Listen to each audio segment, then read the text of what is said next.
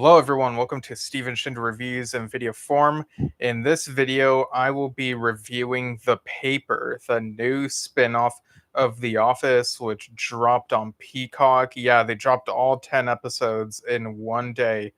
I don't know why they did that. I was under the impression that it would air weekly like any other normal show. On Peacock, even though it's a streaming service, there have been other shows that they've dropped episodes of weekly, like based on a true story, for example. So I don't know why they did this, but with that being said, this will be a non-spoiler review. So I might touch on minor spoilers toward the end, but we'll give a warning before then. But yeah, let's get into this. So this show begins by reminding you that it is in the world of The Office. I'll go into more detail about that toward the end, but basically, at the start, they remind you that this is the same world and are kind of just like, yeah, remember that old show you watched? Uh, get that out of the way right now. We'll watch this new show that's set in the same world.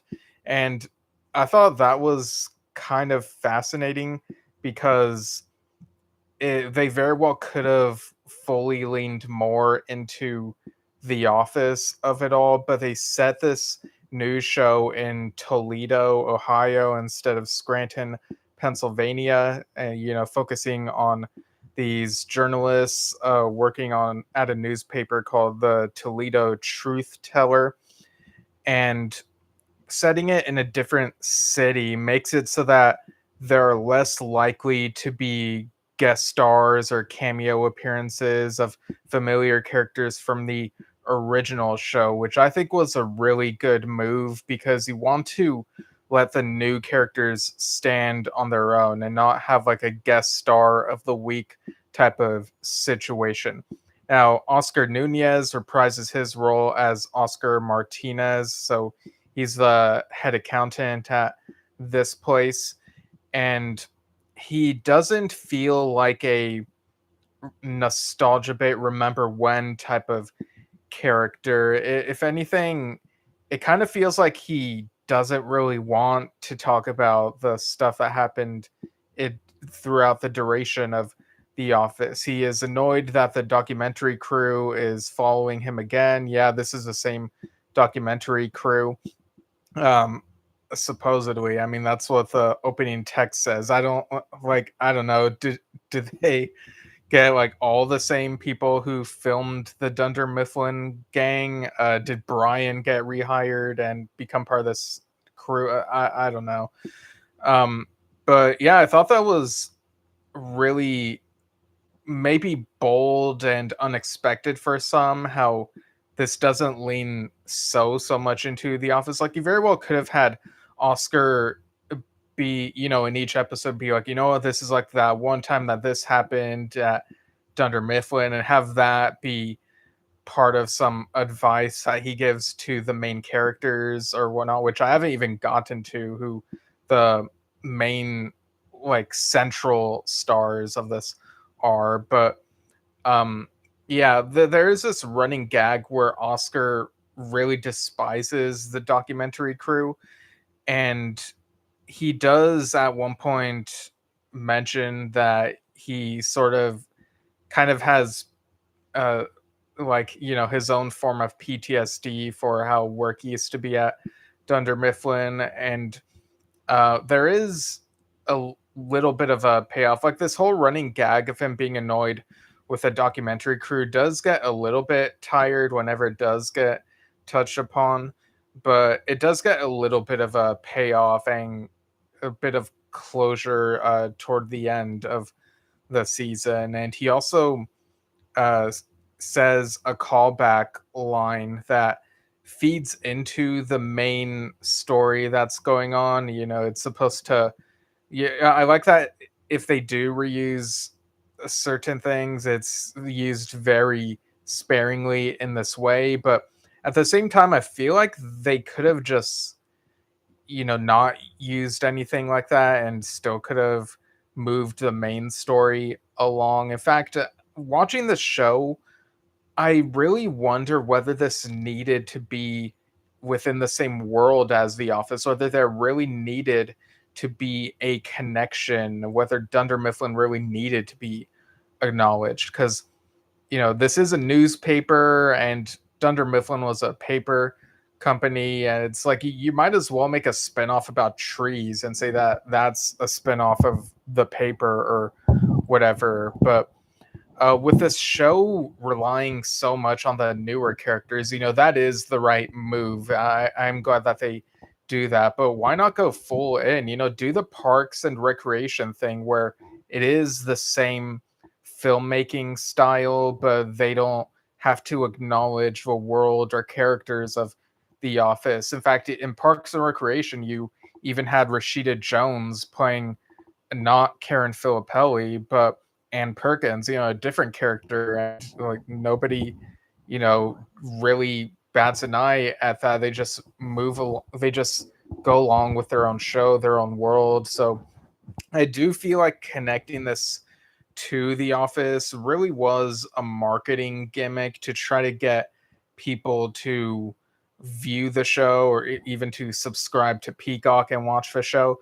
I mean, the only way you get various cameos, if you can even call them that, is if you're watching it on Peacock and there are ads and they're like these AT&T ads or whatever that include actors from The Office. So that's pretty much the full extent of it. So yeah, I feel like this very much could have been its own world, but that being said, as it is admirable that they sort of do acknowledge their heritage, the heritage being the US version of The Office. And yeah, I know there's also the original UK version. I did rewatch that recently, actually. So, I'm hip. I'm, I know my Office lore. So just gotta get that out of the way before any angry comments come along. What's different about this show, apart from where it's set and the type of workplace that it is that the cringe, uncomfortable, too inappropriate for work humor is basically gone in this show. And that is a good thing. Looking back, there are some things in The Office that didn't age the best, and people can still watch, and people might still be entertained. But I think it's good that this not leaning into that sort of stuff, and it helps it to feel more like its own thing.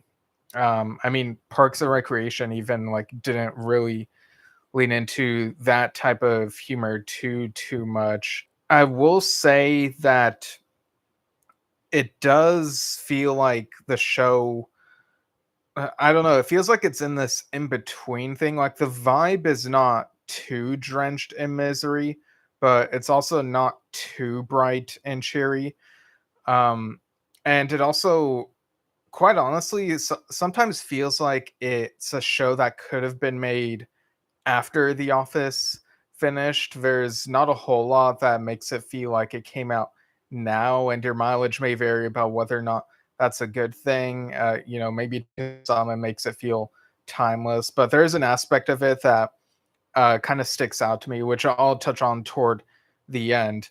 But yeah, there are some newer characters. Donald Gleason plays Ned. He's a new chief editor at this, the Toledo Truth Teller. You have Mayor, who is, you watch the show and you wonder, could this be a love interest? So they do kind of remind you.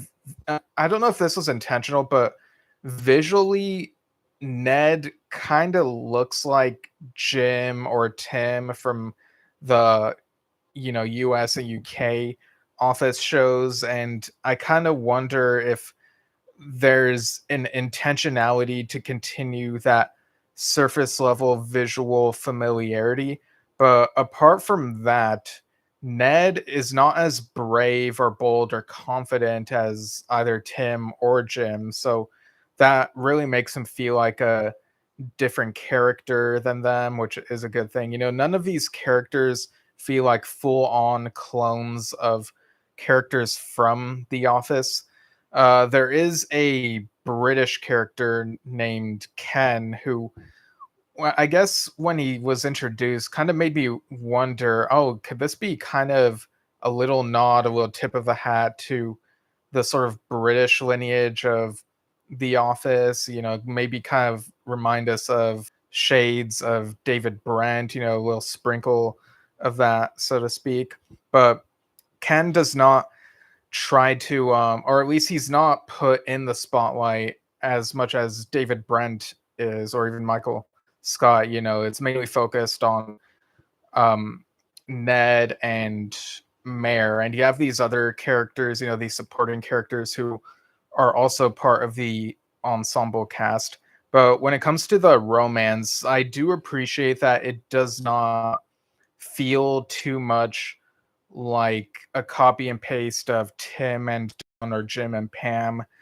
The romance or potential for romance, I guess I should say. There is a will they won't they aspect when it comes to a couple different pairs of characters.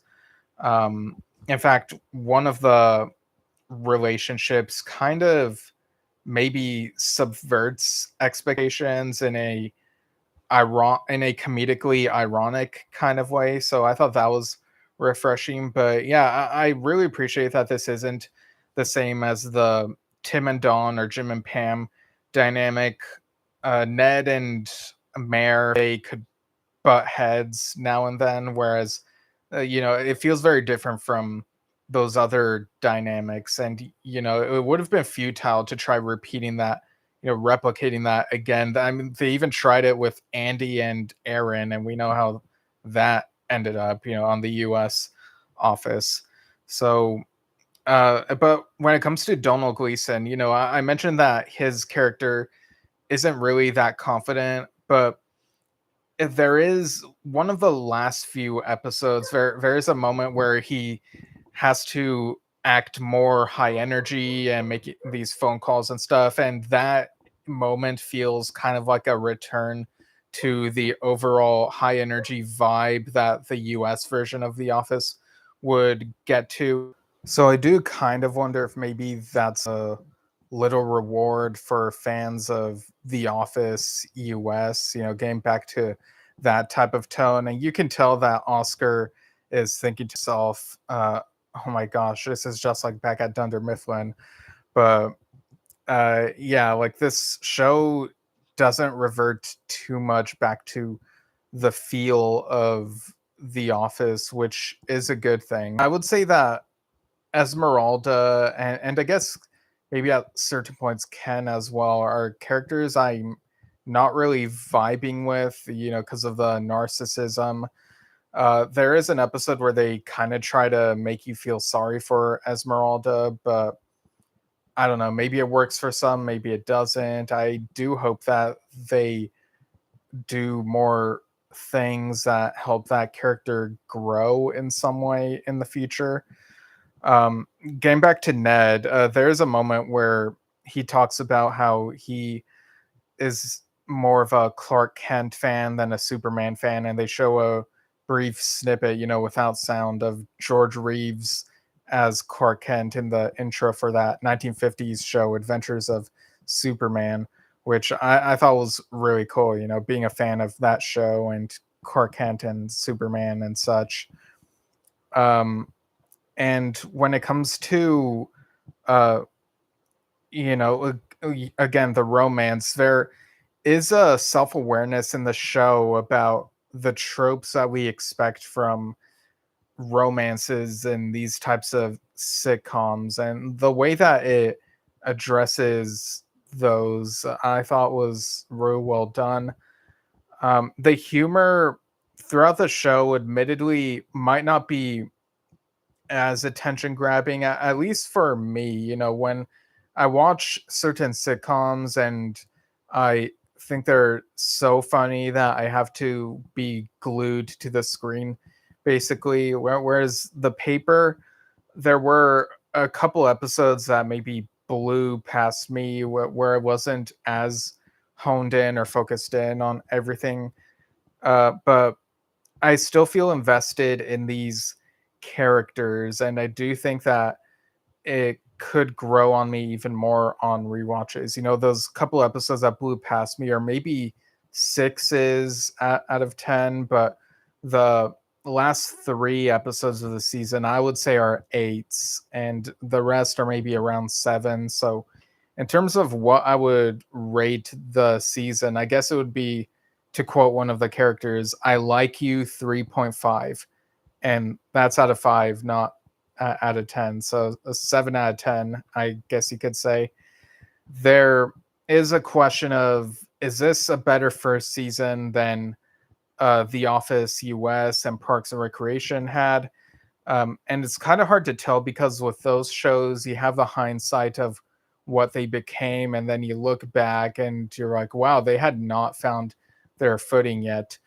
But for what it's worth, both of those first seasons felt like they were trying to be too much like their predecessors. You know, The Office US season one felt like it was trying too hard to be the UK version. Parks and Recreation season one, in some respects, felt like it was trying too much to be like The Office US.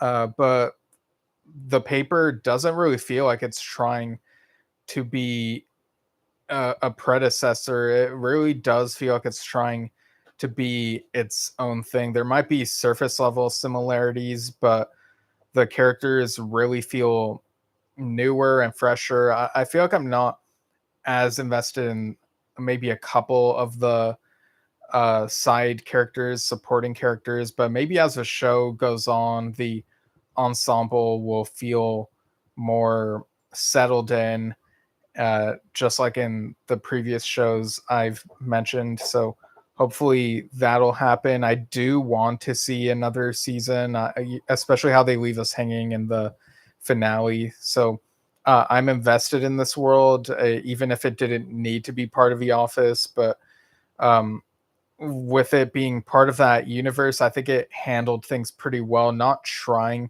to be so nostalgia baity. Kind of interesting to compare this against another Greg Daniels related thing, King of the Hill, which had a revival season recently and brought back pretty much everyone and brought them back in a new context, but you still believe that those are the same characters for the most part anyway. And I th- I think it's really cool how these shows try to bring back certain worlds, but take different paths in making forward strides.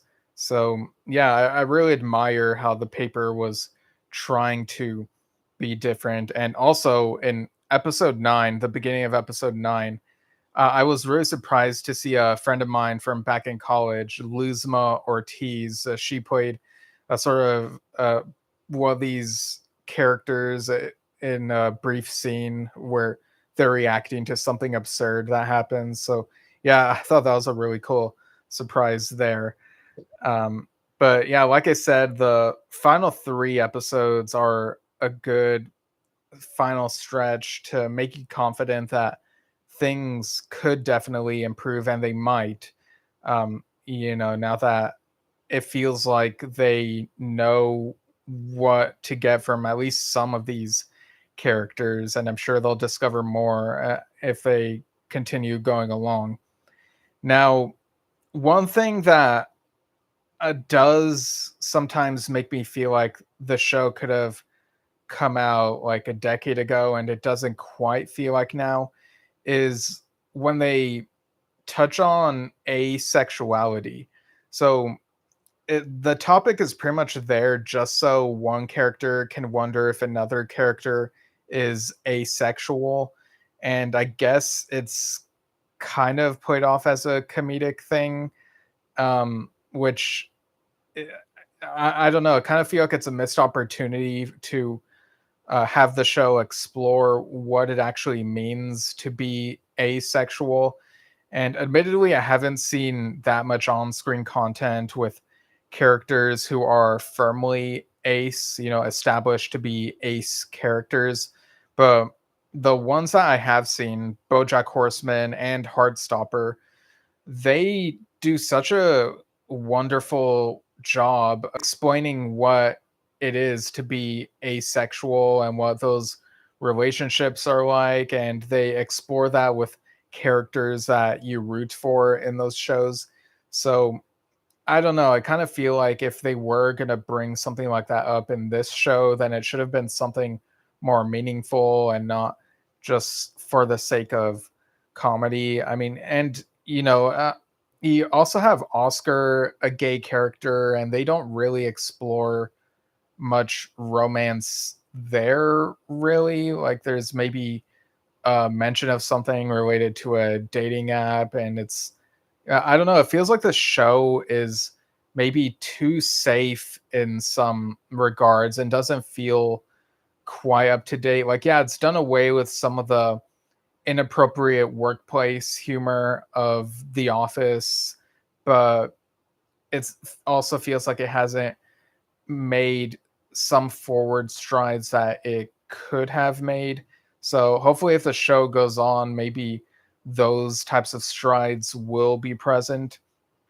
And regarding Dunder Mifflin, so if you don't want to know uh, what they say about what happened with Dunder Mifflin, go watch the first episode. The beginning of it will explain what happened, and then come back here. But yeah, so basically, in the beginning of the first episode, the documentary crew returns to Scranton. They go back to that building and meet with Bob Vance Refrigeration. There is a moment where you kind of wonder if Phyllis is behind a door, like you kind of see someone similar through the glass, but I think it's just a receptionist who kind of looks like Phyllis. I mean, I think that was a thing back in The Office, that Bob likes being around women who look similar or something. That was a thing, right? Um, and if it was Phyllis, they would have interviewed her. So, but yeah, Bob Vance was a really surprising returning character that I don't think anyone was expecting. And I think that's really a great way of subverting expectations and not giving in too much to what the fans might want. He gives us an update on Dunder Mifflin. The office is no longer in that suite. It's no longer a paper company office. It's more like a dentist office or something along those lines from the look of it. And he explains that the employees were asked if they'd like to relocate to Toledo because Dunder Mifflin was bought out by a company that owns Toledo Truth Teller and a couple other paper related things. Like there's a toilet paper thing called Softies, for example. And so we know that Dwight might have been boss of this branch of Dunder Mifflin for 6 years tops because they mentioned it got bought out in 2019, conveniently pre-pandemic. And I guess you could imagine that now Dwight is the owner of the farm. He always had that to fall back on. I do wonder if this beginning, this update on what happened with Dunder Mifflin might have left a sour taste for some viewers. But to me, I think I could see how jarring it would be going from the finale then immediately to this, especially if you're watching these shows for the first time. But I kind of admire the boldness of this and how it feels more grounded. As much as I enjoyed the send off of the characters in The Office US and that big grand finale where everyone gets their, I guess, happy ending, or for the most part, they get their happy ending. I, it always felt, or at least over time, it felt so too happy, too sweet, too sugary to the point where it doesn't really feel like an honest, down to earth finale the way that the finales of stuff like Cheers and Community have done. The finales of The Office and Parks and Recreation feel like way too happy to the point where it's like I kind of am not sure that I believe it fully, but I do appreciate the send-offs of these characters. But I really like how the paper really brings us back to that more grounded world. I would say that the US version of The Office feels more grounded from seasons 1 through 5, and then in season 6 is when it started to feel like they were making all of the characters in the ensemble wackier, not just Michael Scott.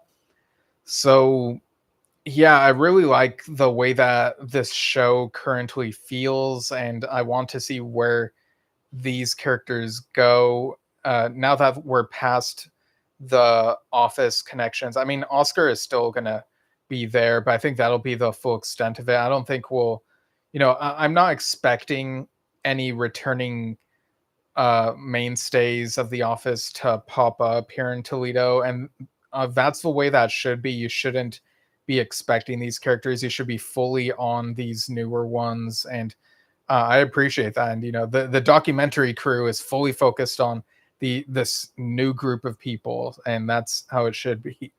So yeah, here's hoping that there is another season.